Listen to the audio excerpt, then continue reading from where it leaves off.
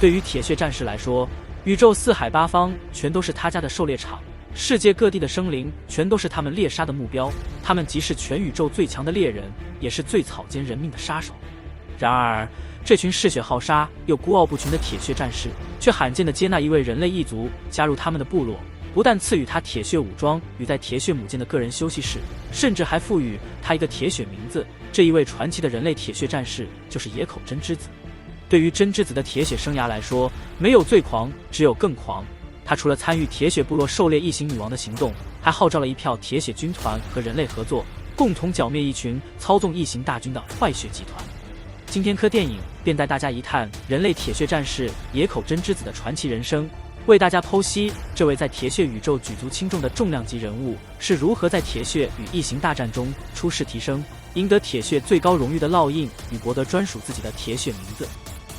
在宇宙偏远一隅，一艘宇宙小艇调整了自己的飞行轨道，径直闯入一颗叫做瑞斯的牧场星球。炽热的机身在天空划出一道醒目的浓烟，最后在大地撞出一个大窟窿。只见窟窿中钻出一只硕大的机器虫，在荒漠中蜗行牛步，犹如下蛋般把一颗颗异形卵安放在穷山峻岭之间。牧场星球瑞斯是一颗新开发的殖民星球，之所以称为牧场星球，是因为瑞斯拥有一种叫做伦斯的肉牛，人类到这里进行猎捕和养殖伦斯的作业，以求解决地球的粮食危机。下蛋的机器虫完成任务后便自行销毁，浓烟引来了一群野生的伦斯，牛群被排列整齐的异形卵阻挡了去路。就在这时，探测到大量宿主出现的异形卵马上百花齐放，爆脸体一跃而出，快很准地对眼前的猎物发起攻击。从这一刻起，牧场星球的食物链将重新定义谁才是至高无上的顶级掠食者。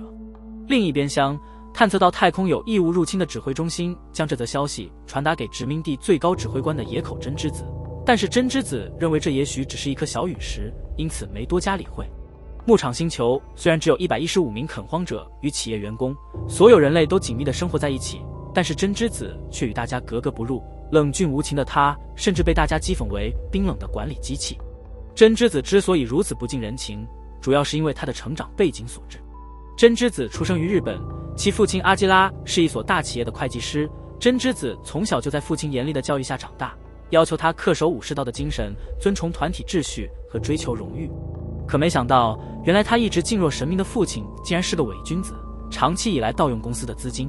随着罪行的曝光，阿基拉自觉无脸见人，羞惭的切腹自杀，而发现他血淋淋尸体的正是年幼的真之子。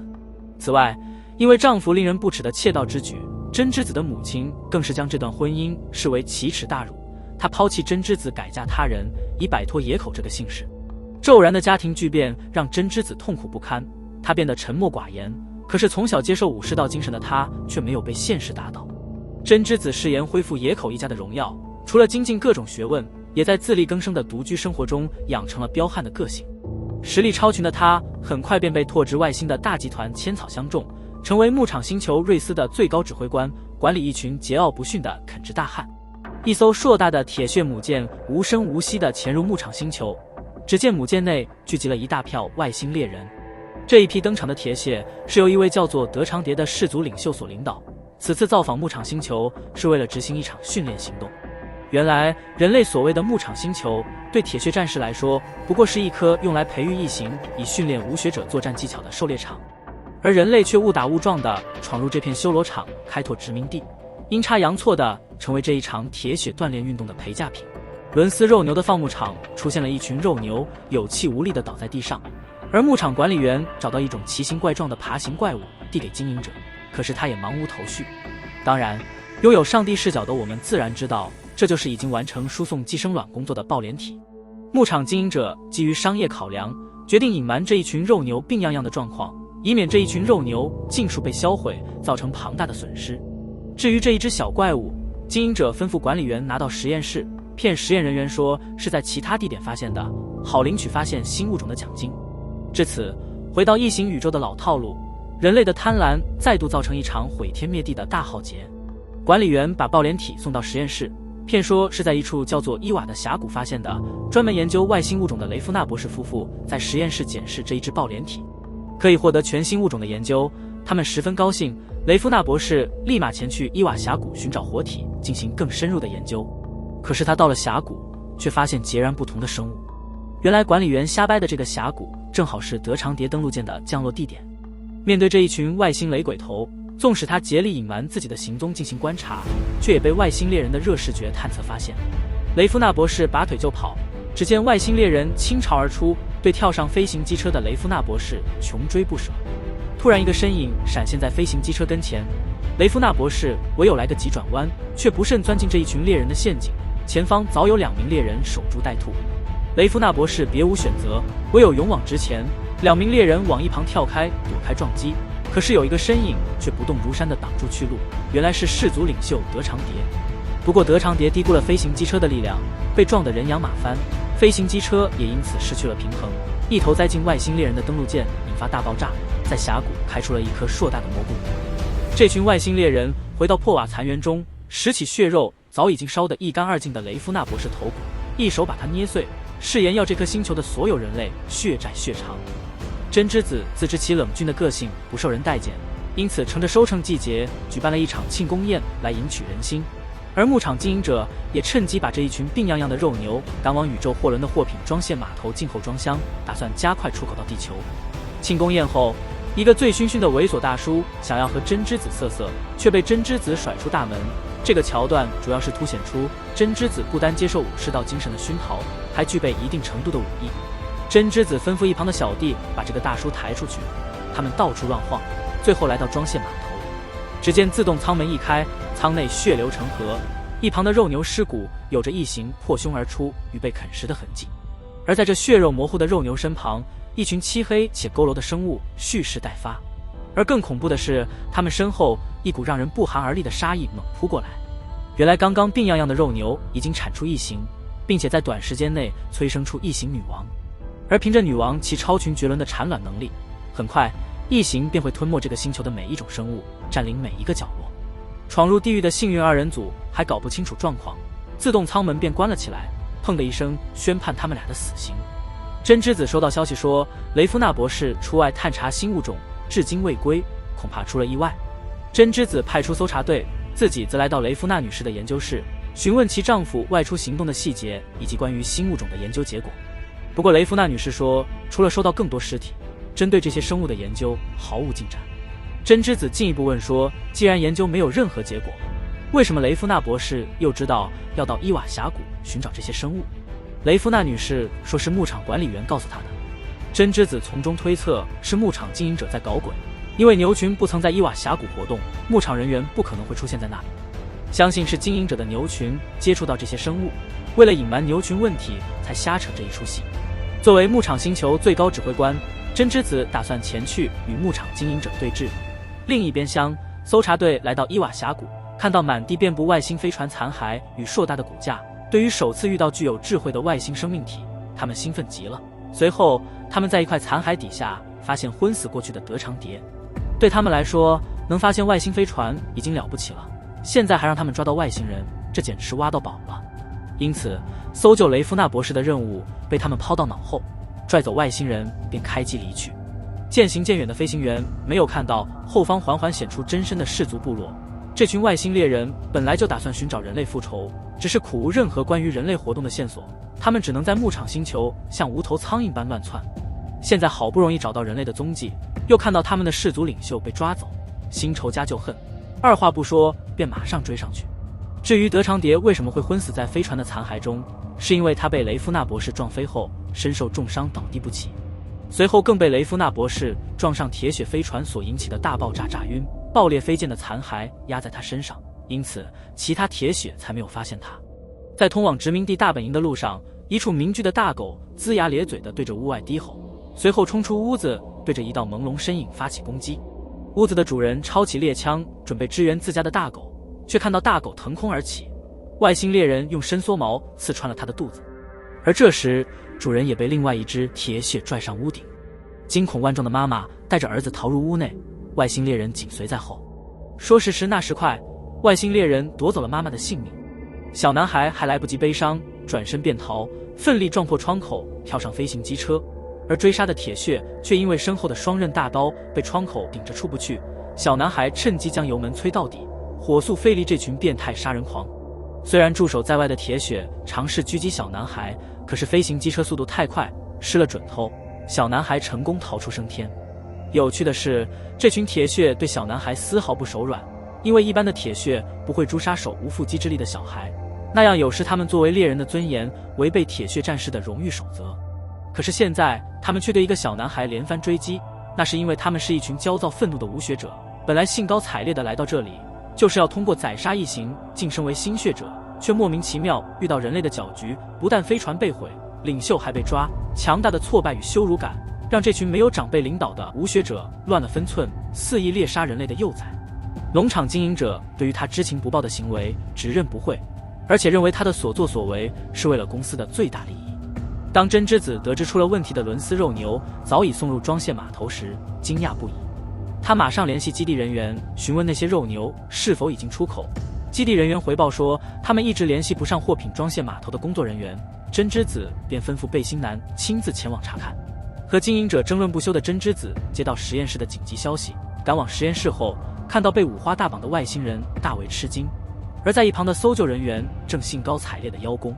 铁血氏族领袖德长蝶被套上镇定剂呼吸器，陷入沉睡，失去反抗力量。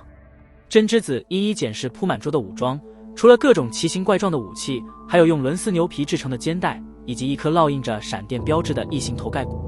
这头盖骨是德长蝶胸前的装饰，用以凸显出他是个经验老道的异形杀手，宣扬自己的战绩。从他的装扮与武装数量来看，真之子确定这家伙绝对不是什么善类。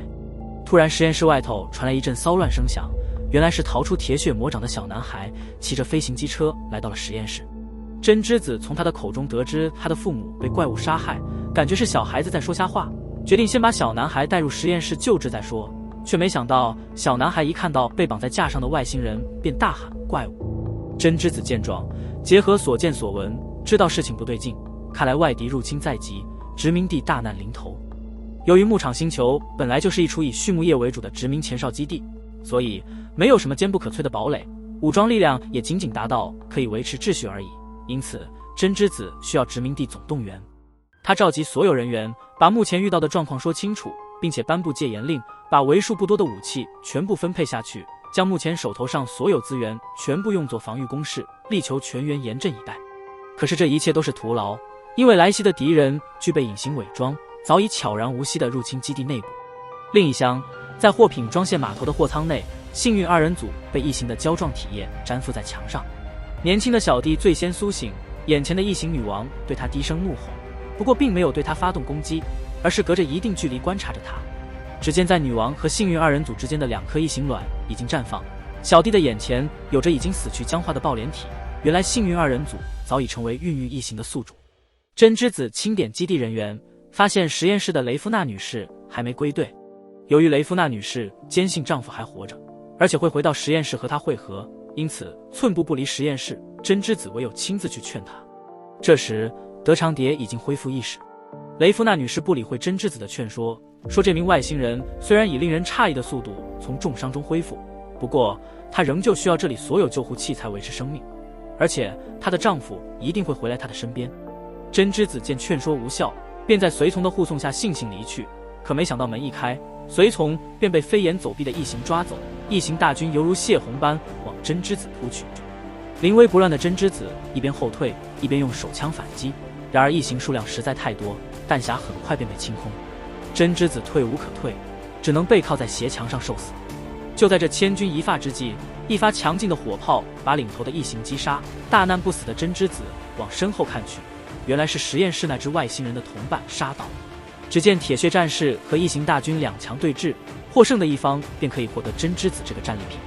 铁血战士从容自若地填充弹药，由于这一群铁血全都是德长蝶带来的无血者，因此还不配佩戴等离子肩炮，只能使用发射火炮的手枪进行攻击。手枪准备就绪，这一名战士在取出身后的双刃大刀，架势十足，随后纵身一跃，往异形大军扑杀过去。铁血战士只身一人在异形群里大杀四方，勇往直前的战斗精神深深吸引了真之子。在他的眼中，这一名战士犹如日本武士的化身，可以为了一个崇高的理念舍生忘死。铁血战士在异形群里用双刃大刀左劈右砍，随后再以火炮轰击对手，杀敌速度之快，下手精准至极，只可惜他虽然拥有高超的技艺，却欠缺实战经验，因此很快便被拥有数量优势的异形压制，最终落得被敌人围剿啃食的下场。真之子趁着这个空档马上脱逃。与此同时，基地大本营正遭到另一群铁血战士的袭击，基地人员面对可以隐身的敌人，几乎一面倒，基地即将沦陷。真之子获得消息后，火速赶去支援，途中看到被猎杀的伙伴。在查看尸体时，真之子察觉到隐身敌人的气息，只见他像一只敏锐的兔子一般，眼观六路，耳听八方。突然一阵杀气袭来，他立马翻身躲避，随后抄起地上的机枪防身。从这一点来看，真之子具备异常灵敏的感知能力，而且能够迅速制定应对措施与做出反应，是一个天生的战斗奇才。此外，真之子现在知道了敌人具备隐身的能力，所以才可以那么快突破基地人员设置的防线。不过隐身的技能对没有眼睛的异形压根无效，因为异形是透过生物感知来探测猎物。又一只铁血战士沦为异形的饵食，真之子获得了所有他需要知道的入侵者资讯，便头也不回地前往基地。真之子赶回基地后，吩咐基地人员把所有舱门焊死，留下大门等待在外头迎敌的战斗人员归队。可是，一群畜牧的工作人员哪里可能是外星猎人的对手？只见监控着实记录了每一位奋战到最后的人类，无一生还。真之子纵使悲愤交加，却也无能为力，只能把大门也封死了。深夜，随从叫醒真之子，到监控室查看外头的异状。只见嗜血好杀的外星猎人将惨遭他们毒手的猎物纷纷斩首，不论是人类还是异形的头颅，全都高插在他们手上的双刃大刀上。随后围着堆积如山的尸体起火庆功，宛如一群茹毛饮血的野蛮人。这时，一股奇妙的感觉充斥着真之子的胸膛。他要了10个弹匣与最快的飞行机车，将生死置之度外。现在的他嗜血如命，他渴望杀戮，渴望绞杀这一群毁了他毕生心血的怪物。在飞行机车风驰电掣的速度下，扑上来的异形施展不了锋利的爪牙。真之子乘势将他撞上一旁的钢铁支架，将他拦腰截断。获得一丝杀戮快感的真之子稍微恢复了理智，想起了实验室的雷夫娜女士孤立无援，决定前去拯救她。雷夫娜女士开门让真之子进入实验室，真之子提出他的理论。从牧场经营者发现病怏怏的伦斯肉牛和抱脸体来看，那一群乌漆麻黑的异形必然是实验室里这些抱脸体的产物了，因为异形全都是从货品装卸码头的货舱内涌出的。此外，从德长蝶的异形装饰品来看，这2种生物定然是宿敌。真之子顿时心生一计，决定利用伦斯肉牛的生理优势，为这场战局扳回一城。真之子打算释放基地牧场里的3000头伦斯肉牛，好利用他们庞大的体型和蛮横冲刺的巨大力量来瓦解铁血战士和异形的攻势。虽然德长蝶并非人类，可是医者父母心，真之子知道雷夫娜女士绝对不会抛下她的病人离去，因此把机枪交给雷夫娜女士，要她好好照顾自己。随后便骑上飞行机车前去执行她的计划。雷夫娜女士对德长蝶说：“其实我早知道我的丈夫死了，有可能就是死在你的手上，你也许有你不得不这么做的理由。不过我们如此相互厮杀，实在太可惜了。我们明明可以从彼此身上学到很多东西。”铁血氏族领袖德长蝶默默听了雷夫娜女士的话，露出耐人寻味的眼神。这时，刚离开不久的真之子声音从门外传来。雷夫娜女士听到真之子的声音，不疑有诈，随即前去应门。可是德长蝶却露出慌张不安的神情。当雷夫娜女士推开门，一副魁梧硕大的身影出现在她眼前，随后夺门而入。巨大的骚动声响吸引了正在开启牧场栅栏的真之子。面对强行入侵的外敌，雷夫娜女士立马抄起机枪，不过不是战斗人员的她手足无措，不敢开枪。而来袭的敌人已经伸出万刀，蓄势待发。就在这生死关头，德长蝶挣脱了束带，在死神缓缓向雷夫娜女士逼近时，奋力抓起前方实验桌上的双刃大刀，阻挡她的攻击。有趣的是，这一支铁血战士不但无视氏族领袖德长蝶的阻扰，甚至还对他发起战斗的挑战。只见他推开雷夫娜女士，万刀直取德长蝶。就在这九死一生之际，真之子开着飞行机车闯了进来，把入侵者撞飞。因为刚刚德长蝶的拔刀相助，雷夫娜女士便为他松绑，并且告诉真之子德长蝶是和他们站在同一阵线的。德长蝶重新戴上面罩，望向刚刚企图挑战他的狂妄之徒，一巴掌告诉他谁才是老大。而且德长蝶还从他的战利品中发现人类幼崽的头骨，没想到他所领导的后辈竟然如此离经叛道。作为氏族领袖的德长蝶愤怒不已，面罩被打飞的挑战者对氏族领袖德长蝶发起攻击，却被身经百战的德长蝶一招了结了性命。这里可以看到，这名挑战者的额头没有德长蝶一族的印记，那是因为他还是最低阶级的无血者，唯有成功击杀异形的战士，才配享有铁血荣誉的标记。由于飞行机车已经撞毁，因此真之子和雷夫娜女士唯有乘上小飞机逃离。而这时，铁血战士军团和异形大军正在基地外头厮杀。不出实验室的德长蝶看到如此失控的局面，拔出双刃大刀，仰天长啸，嘶吼着他的到来。周遭的异形也不示弱，纷纷朝他猛扑过去。突然，大地动如雷震，原来是真之子开着小飞机，领着刚刚被他解放的伦斯肉牛奔涌而来。排山倒海的力量把异形大军和其他铁血撞成渣，纷纷成为地上的一滩滩肉泥。德长蝶临危不乱，迅速跃上一旁的高塔，可是却被蜂拥而至的异形断了后路。只见他奋勇杀敌，可是高架铁条受不了这番折腾，扭曲弯折，德长蝶命悬一线。话虽如此，这一支铁血战士仍旧顽强抵抗，正是这一种宁死不降的精神感动了真之子，因此真之子开着小飞机前去助他脱困。不过在高架上的异形仍旧穷追不舍，纵身一跃，跳上真之子的小飞机，造成飞机失去平衡，撞向一旁的天线，最终坠毁在幸运二人组的面前。话说幸运二人组里率先苏醒的小弟帮助大叔挣脱了胶状体液的束缚后，两人蹑手蹑脚地溜走。此时此刻，异形女王正在休眠，而所有异形都前去和铁血战士军团厮杀，因此他们俩才得以神不知鬼不觉地逃出这个地狱。可是错过铁血入侵和异形疫情爆发的他们，浑然不知殖民地早已成为人间炼狱。他们把飞机内的真之子救出来，可是却不见雷夫娜女士的踪影。真之子想回到早已陷入火海的小飞机寻找她，可是一转身便看到德长蝶抱着雷夫娜女士，不过她早已断了气。然而因为德长蝶屡次义愤填膺的表现，真之子终于确定她不再是敌人，而是一个值得依靠与信赖的战友。幸运二人组尾随真之子，德长蝶紧跟在后。他们走过横尸遍野的道路，在刚刚万牛奔腾的混乱下，所有铁血战士都命丧牛角之下，唯独海量的异形仍旧除之不尽。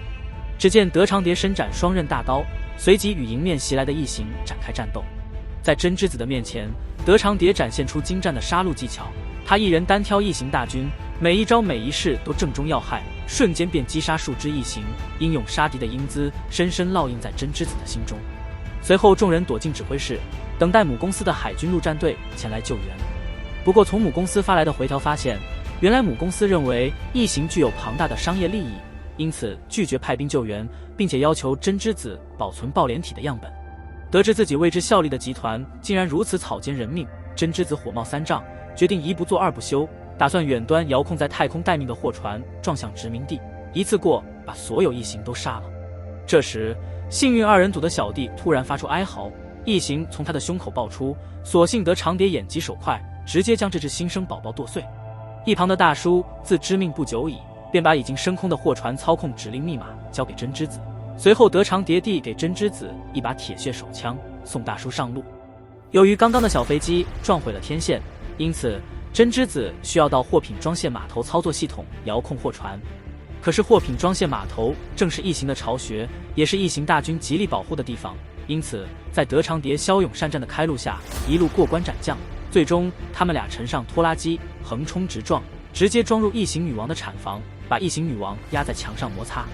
异形大军蜂拥而至，真之子直奔操作室，德长蝶为他殿后掩护。真之子最终成功启动货船，只见偌大的货船仿若遮天蔽日的陨石，直扑殖民地而来。而此时被击倒在地的女王恢复意识，怒得咬牙切齿，挣脱拖拉机的压制，直接杀到德长蝶的面前。女王和德长蝶一来一往，德长蝶用大刀割破女王的脖子，女王神龙摆尾，尾刃剖开德长蝶的胸膛，也击落她的面罩。拔山扛鼎的攻击力道让这一位牧场星球最强的铁血战士倒地不起。女王呲牙咧嘴的嘴脸凑近，舌头蓄势待发，打算将眼前这个手下败将的头颅开个窟窿。说时迟那时快，好几发子弹招呼在异形女王的脸上，原来是完成货船航线设定的真之子前来救援。他本可以独善其身，只身一人逃命，但是真之子在德长蝶的身上看到自己从小到大都奉之为真理的武士道精神，再者就是德长蝶让真之子感受到了他长期缺席的父亲角色，对他来说，父亲就应该像德长蝶一样，是个让后辈为之敬重为之仰慕的伟大存在。趁着异形女王痛苦挣扎之时，真之子搀扶着德长蝶到救生艇。暴怒的异形女王猛扑过来，左手利爪深深扎入德长蝶的肩膀，真之子立马关闭舱门，将他的头颅活生生剁了下来。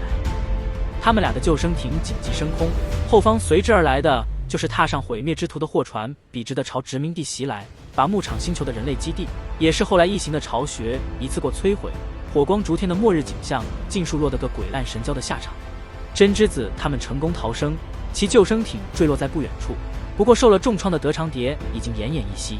只见他缓缓折断其中一只插在他身上的异形女王手指，把真之子拉了过来，在他的额头上用异形鲜血烙下专属他氏族的标记，以此证明和他并肩作战，并且将异形女王斩首的真之子是他认同的战士，足以享有德长蝶一族最高的荣誉。此外，他还为真之子取名为达图帝，也就是小刀的意思。之所以取名为小刀，是因为真之子虽然身形娇小，却可以出其不意地置人于死地。对德长蝶来说，他这一次到牧场星球本是为了拉拔铁血一族未来的精英，可没想到他的后辈尽数战死，反倒能够伴随他征战到最后的，竟然是一个娇小的人类女子。因此赋予真之子他一族的标记，也算是德长蝶战士荣光的延续。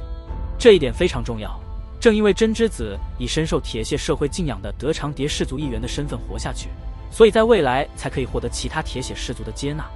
最终，德长蝶在真之子面前咽下最后一口气，真之子痛心地流下眼泪。对真之子而言，德长蝶的死不但代表着失去了一位深受他敬仰与值得追随的战友，他在他头上留下的印记也代表着他再也回不去人类的身份。因为这一场异形危机和铁血入侵事件，成功激起他嗜血好杀的一面，现在的他既渴求又向往铁血战士那一种追求荣誉的生活。在杳无人烟的荒漠，真之子移居偏远一隅，异形女王的头颅成为他陋居的装饰。